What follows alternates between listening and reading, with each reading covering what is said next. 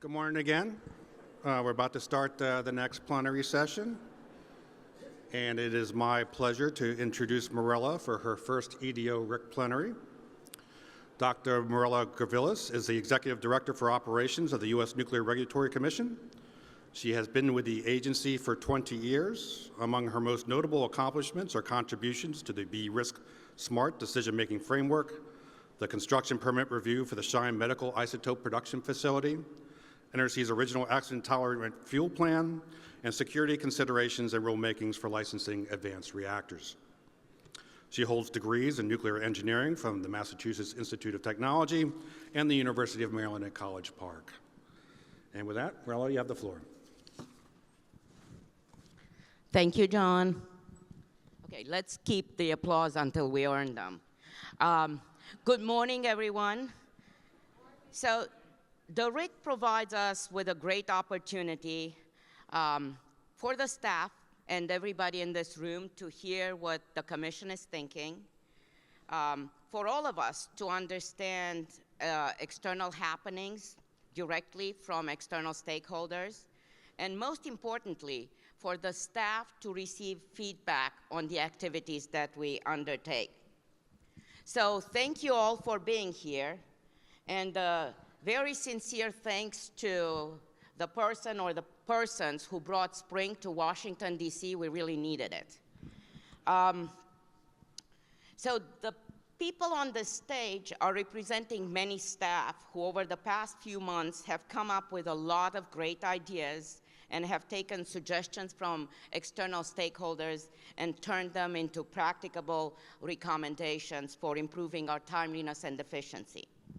So allow me to take a couple of moments to introduce them. I'm going to start with my friend Sabrina Atack, who is the Deputy Director of the Office of International Programs.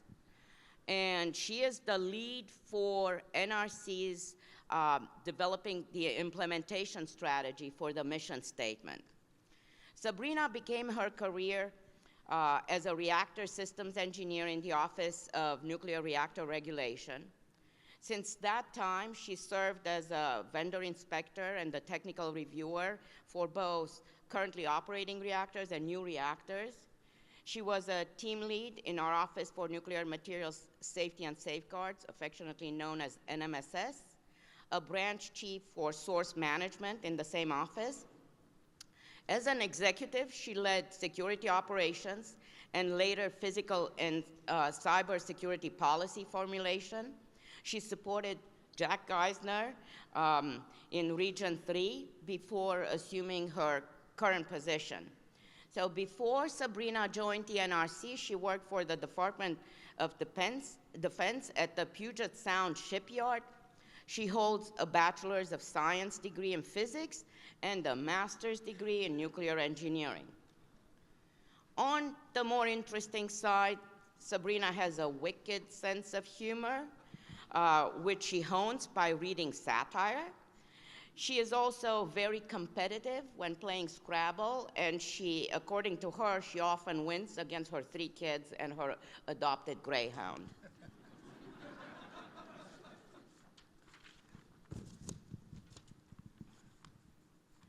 Next to Sabrina is Jack Geisner, who is the Regional 3 administrator. And Jack brings extensive oversight expertise to the Advance Act Advisory Group. Most of the folk, other than Sabrina, are closely linked to our Advance Act activities. So Jack started out in the NRC, go figure, as a reactor engineer in Region 3.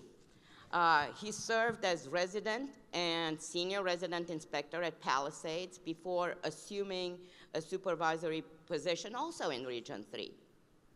Jack had executive responsibilities for both reactors and materials-related activities before assuming the leadership of the Region 3 office. Before joining the NRC, Jack was an officer in the US Navy and worked at DC Cook as an assistant operations manager and then an engineering director. Jack was also a licensed SRO. We're talking about SROs this morning, paying them due homage, at the Salem Nuclear Generating Station. He received a bachelor's degree in physics from the Naval Academy and a master's degree in national security affairs from the Naval War College. So Jack is a total people's person, even though he is the poster child introvert. Because of that, he works very hard to build and sustain relationships with his staff and his peers, and we all benefit from that engagement.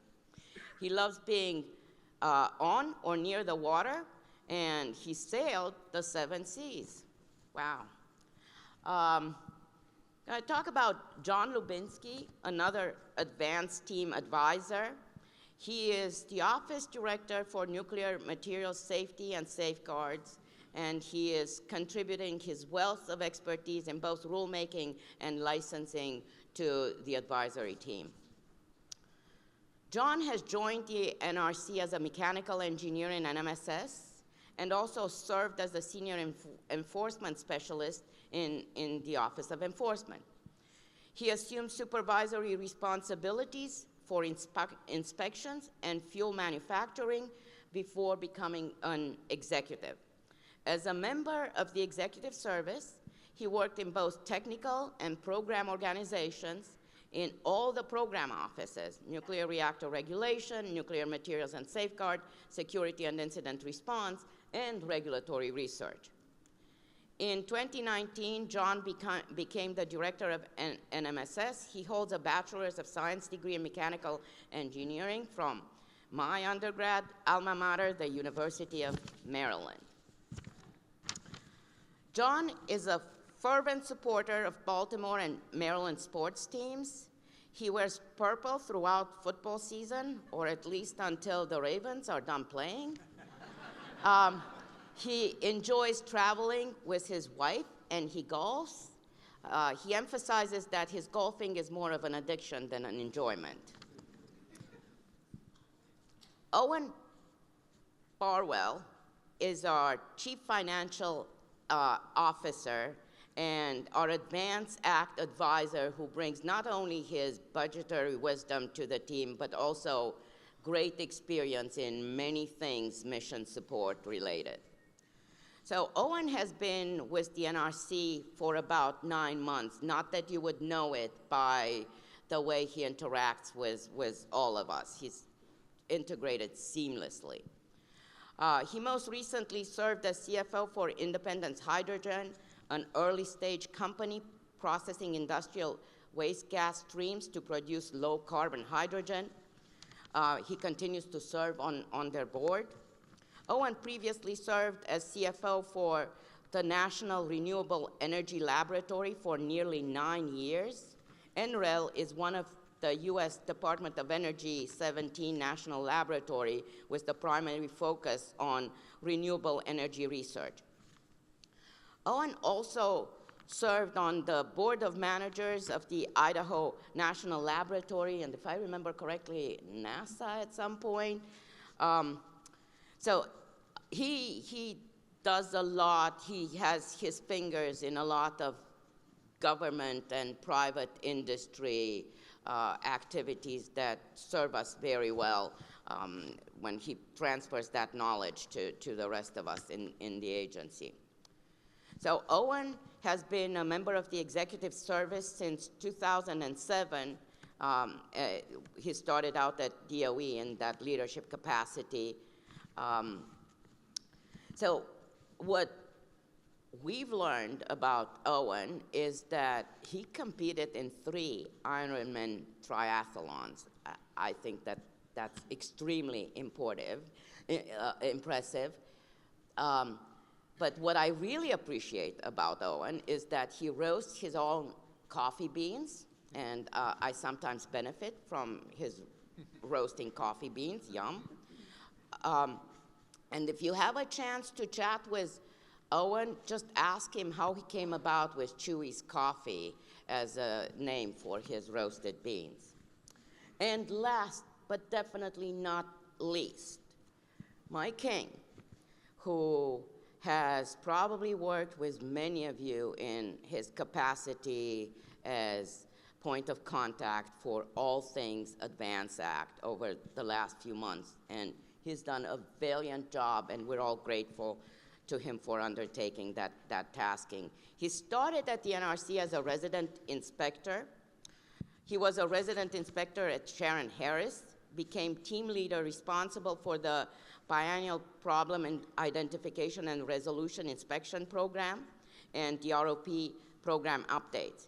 He supervised inspectors responsible for reactor as well as fire protection and cybersecurity activities before becoming an executive for reactor oversight in NRR and fuel cycle and for fuel cycle facilities in NMSS. Mike also served in the Vogel project office before undertaking his position as deputy office director in NRR. A few days ago, we announced that Mike will succeed Scott Moore as deputy EDO for reactors. Prior to joining the NRC, Mike worked for General Electric Energy and served as U.S. Navy nuclear engineer qualified for as a submarine officer. Mike holds degrees from the U.S. Naval Academy, the Georgia Institute of Technology, and the George Washington University. Mike King is a car nut who sometimes parks his Pride and Joy Porsche in other people's parking spots or in cordoned off parking areas. Not true, he says. Mike is also a fearless do-it-yourselfer who tackles home projects ranging from leaky faucets to developing apps for his swimming pool. So again, there's few of us on the stage, but we are speaking for the staff who have embraced the Advance Act with enthusiasm, passion, and by next year, I hope that we will be talking about all the staff having embraced the Advance Act with passion and enthusiasm. We're well on our way to doing that. So I'm going to start with Sabrina. Sabrina, a couple of questions, and then I'll let you chat about what you feel is most important to bring up in this audience. The mission statement is likely to become the most durable Advance Act legacy for the NRC. We have the enormous responsibility for putting together an implementation strategy that accomplishes what the Commission intended, and we need to make sure that each and every NRC staff can see themselves in it. Please tell our audience how we are going about doing this very important task, and talk about our progress so far and our plans for the near future. Thank you, Mirela. I'll try to give an elevator speech about our status and progress, and just mind that it might be a very tall building that we're in, but I'll try to move along at a brisk pace. So we have a core team approach that we're using for the mission statement implementation guidance. So small team working really closely to develop the concepts and develop the guidance and implementation strategy. And we're pulsing the staff to get feedback. We'll develop a product or an outline and then pulse the staff and iterate on that. So we're trying to keep modifying, giving feedback back to the organization, and then updating as we get more ideas and concepts to fill out the outline.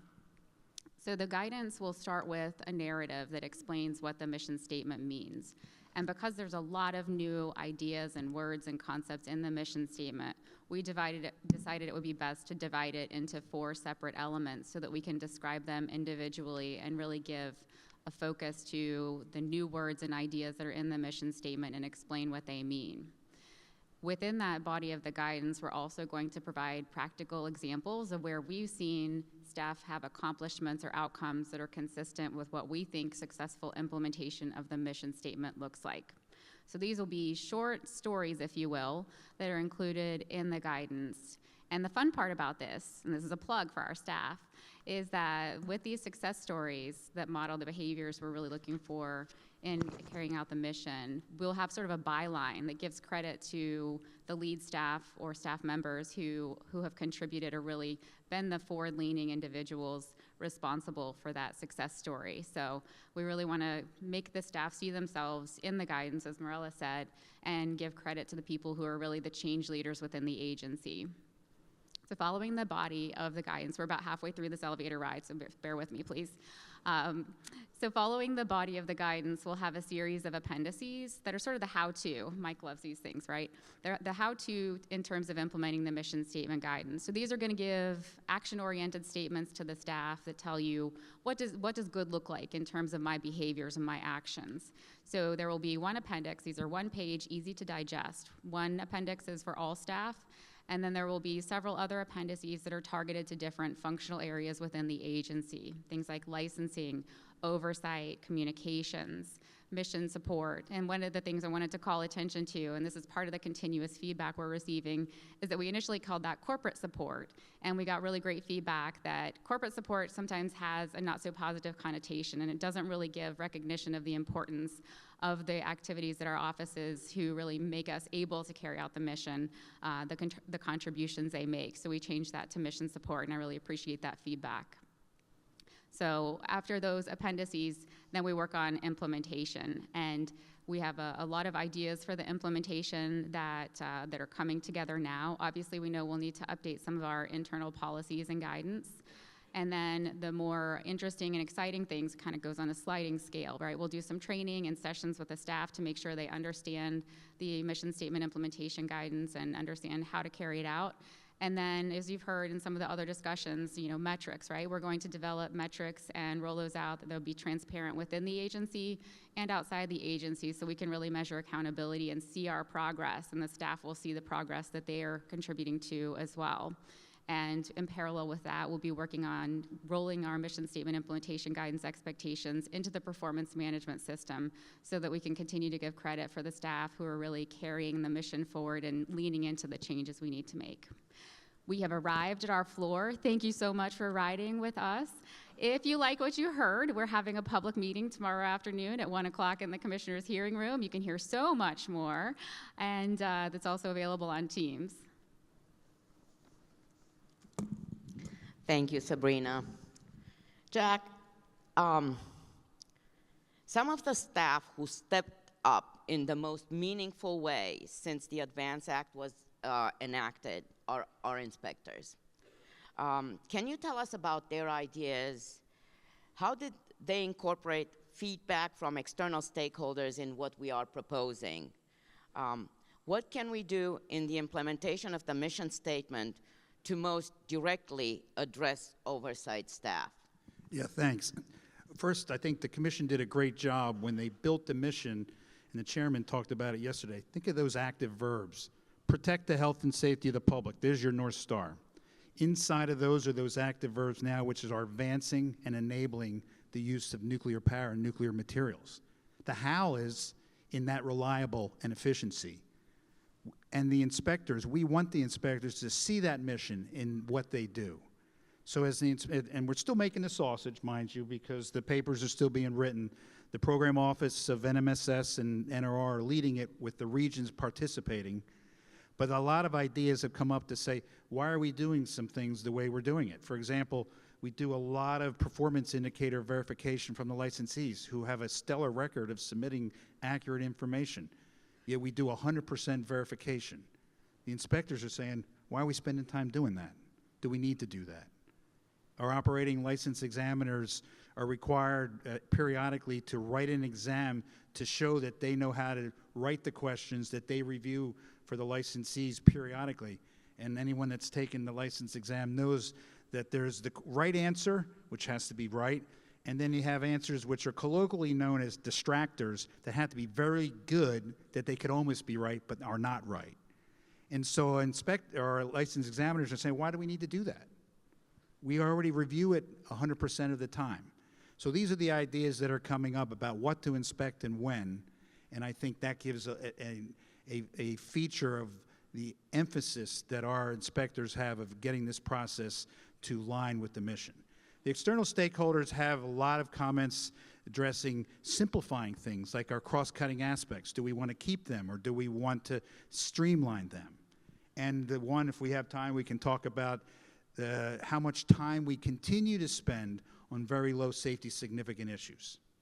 I think that some of that we've made progress on, but I think there's some ideas that we have to improve that. So I'll leave it at that for this question. Come back if you want to talk about VLISR. Thank you. Mike may beat you to it. Oh, he can do that. All right, let me go to John next. Licensing has been an area targeted for improvement for a very long time.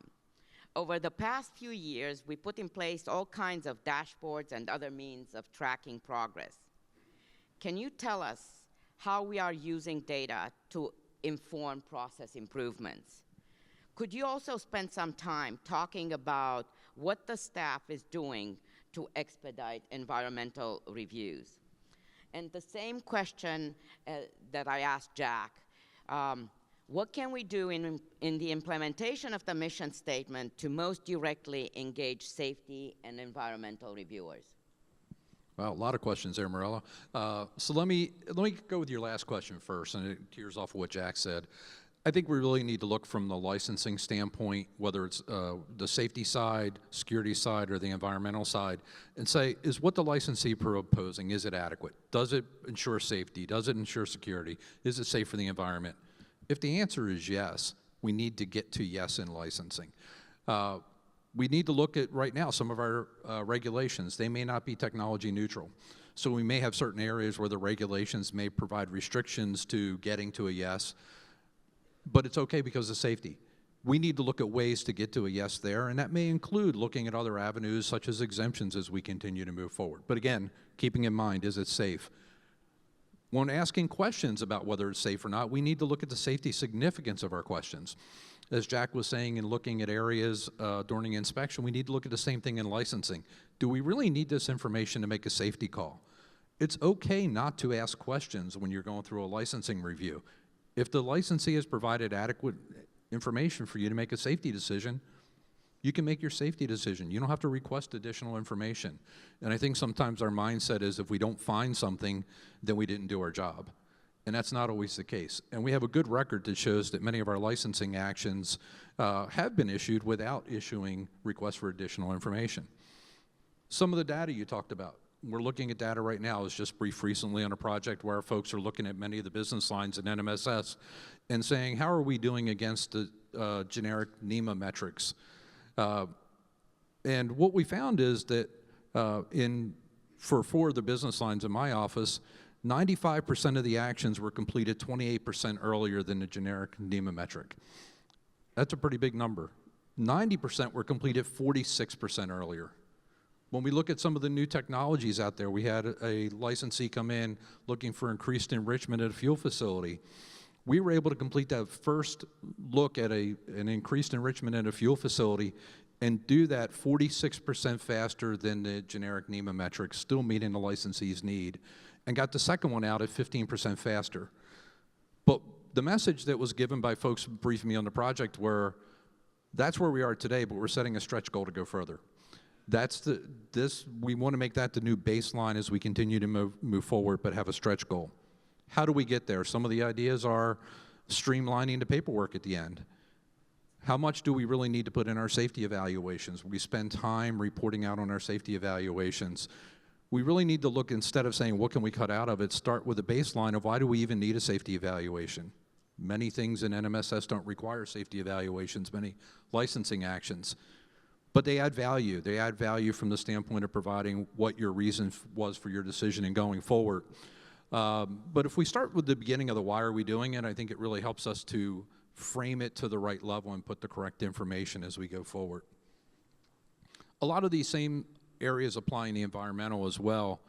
But if I were to really look at the staff and what we're trying to do in that area, I think the biggest items I've seen are the Advance Act and the Fiscal Responsibility Act that have set standards for changes in the environmental area. The staff, many of the ideas that were in the Fiscal Responsibility Act are ideas that our staff has embraced for years. The staff has provided recommendations to the Commission, and when we get the commission decisions on that, we'll be able to implement some of those changes. In the interim, we're continuing to look at other areas for improvement where we're using generic environmental impact statements. We're estimating that when we have approval of one for the advanced reactors, that could save us about 40% in our resources going forward. We've already implemented issuing environmental assessments instead of EISs for certain licensing actions. That has saved us money as well. We're looking at streamlined environmental assessments for microreactors as we continue to move forward, which could have an order of magnitude savings as you continue to move forward in that area. We've already implemented some of the Fiscal Responsibility Act items as well as shortening many of our review times as well as the documentation for environmental reviews.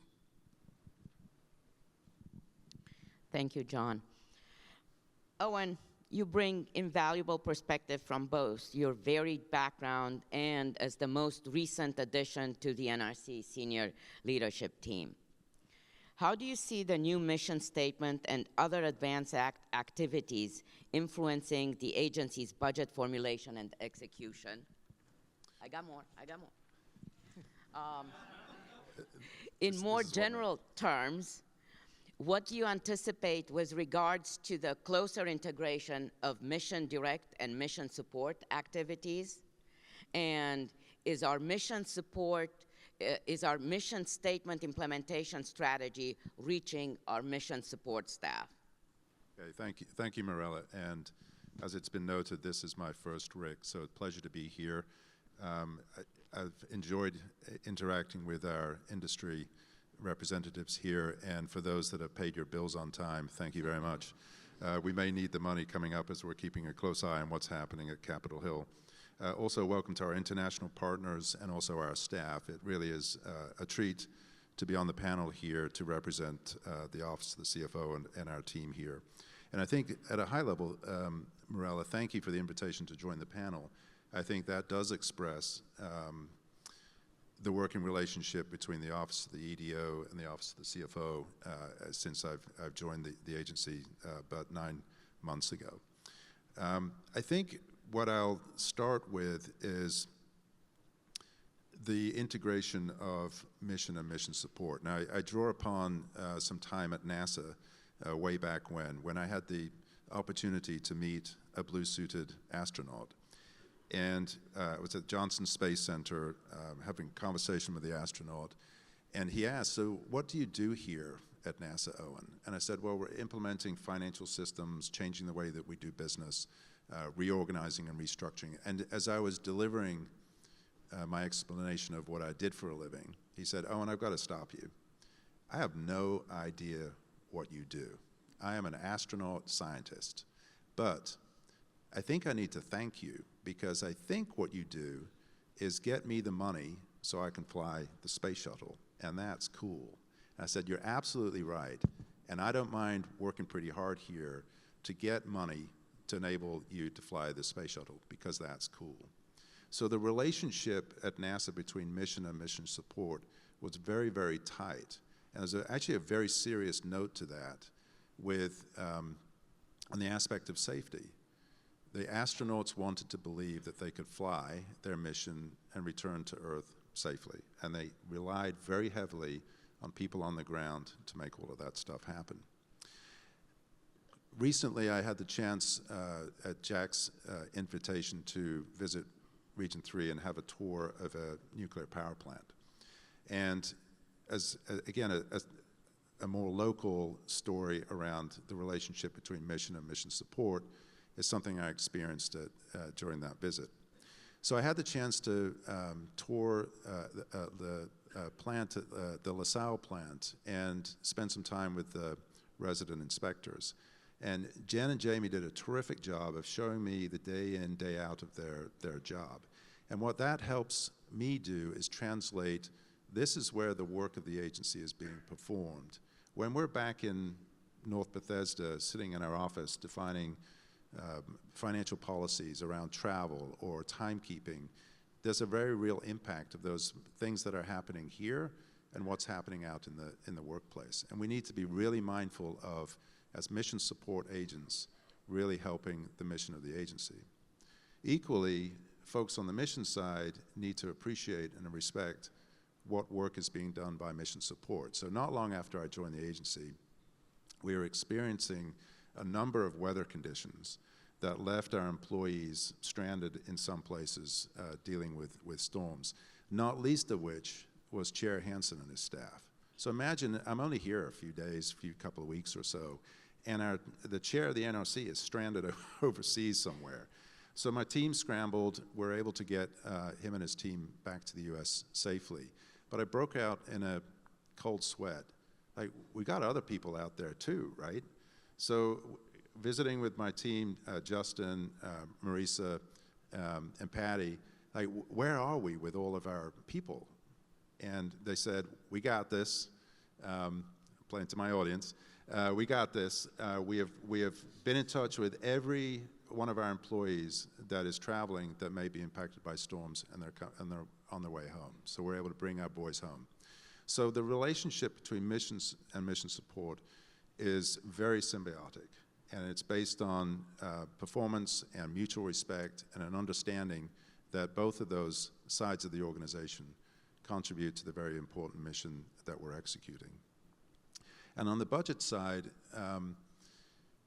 I think the act was passed just a couple of weeks or so before I started at the agency. So, but we nevertheless hit the ground running. And Brooke and her OGC team, as well as Joel and some of the folks in my organization, had already prepared analyses of this is what the act means to us as an agency, but also to us financially. And so we were able to very quickly get up to speed in several areas. First of all, we ran a drill on our FY26 budget request.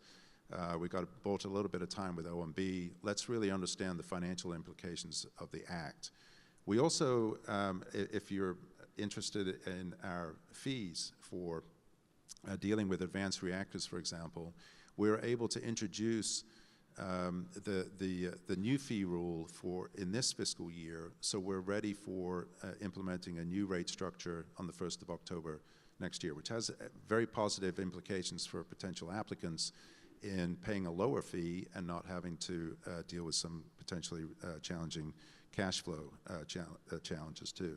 And then finally, we are able to, it's in the spirit of the act, introduce some good budgeting practices in advance of our FY27 budget. So multi-year planning for corporate and mission support activities, prioritizing our work in potentially a constrained budget environment. We are actually producing a budget, and our intent is to actually show the fees that are derived from that budget, something that hasn't been done before. And again, within the spirit and direction of the act, keep our mission support costs below the cap that's been enacted. So it's been a terrific 9 months, Mirela. Again, being able to advocate for mission support and appreciate the mission work that we do and translate what has been enacted and directed by the Congress to meaningful work here at the agency. Thank you.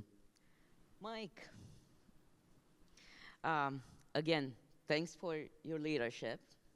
From your vantage point, you have seen a lot of the agency embrace the opportunities created by the ADVANCE Act. Can you give us overall status and tell the audience about how some of the most innovative suggestions that you received from either internal or external stakeholder? And one more thing, you get to add anything else you want to share with us with regards to affecting cultural change, that especially the change that we will need to thrive in light of the workload that we're anticipating in the future. Thanks, Mirela, and welcome everybody. I'm excited to report that we're making strong early progress. We've got a long way to go, but so far of the 36 different activities that we're tracking discreetly or individually, we've accomplished 8 of them. But one of the things I reinforced recently at the commission meeting we had on the ADVANCE Act is issuing these reports is just an interim milestone. What's most important is that we follow through on what we commit to do in exploring these reports. But I think I'm very optimistic that we've made some good early progress, not only with the things that Congress directed us to do explicitly in the Act, but with activities that are consistent with the spirit of the Act. We've gone beyond just words on the page in the Act in several areas that I think will yield dividends in the long run for us as an agency. You know, some of the things that are impressing me the most in terms of innovative ideas that have come through, you know, have come not only from staff internally to the agency. I reported last week we had over 200 ideas that we've received through our own solicitation of ideas from the staff from across the agency. But we've also, through the public interactions we've had through our public website, and many of you listening in have contributed ideas. We had over 20 ideas that were submitted through our website. We've received a number of letters with very thoughtful analysis and ideas for things we could do. You know, things like reinforcing the importance of, you know, not only risk-informed, but being performance-based in our approach was a healthy reminder. Having us look at things in a way that's not overly constraining in terms of technology, and we've done that in some of our reports. We've challenged ourselves to open up the aperture to not be too constraining in that area. Some of the more innovative ideas, not surprising, are in the use of AI and us looking for ways to, you know, automate our internal processes from, you know, our mission support activities. There's a lot of opportunity for us to be more efficient in the way we operate, leveraging AI in those areas. Leveraging AI to automate the internal processing and initial analysis of license amendment requests as they come in, and to help out on the inspection front with the use of AI. Some of the things that, one of the most impressive ideas that left an impact on me was a couple of inspection staff or in-house headquarters staff approached me and said, hey, you know what, we had an idea, it was a big idea, and we don't feel like we're getting enough traction for consideration of this idea. And the idea was something that Jack referred to, which was, you know, today across the operating fleet, you know, operators submit a lot of detailed information to the Institute of Nuclear Power Operations. They're already collecting that information. Why don't we take a first principles approach, see if we can use any of that information to develop more robust performance indicators, objective performance indicators. And if we do that, maybe there's a way we can leverage that objective data and do less baseline inspection.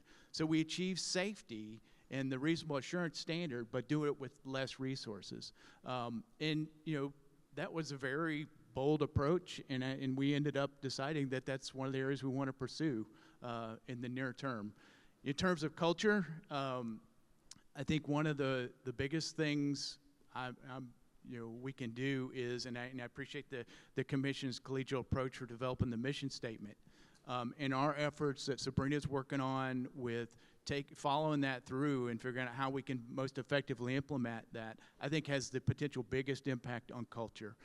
Everything that we can do now to make the vision and the future of the agency and what good looks like as crystal clear to everybody at the agency and how they fit into that will help us, you know, achieve the culture we desire.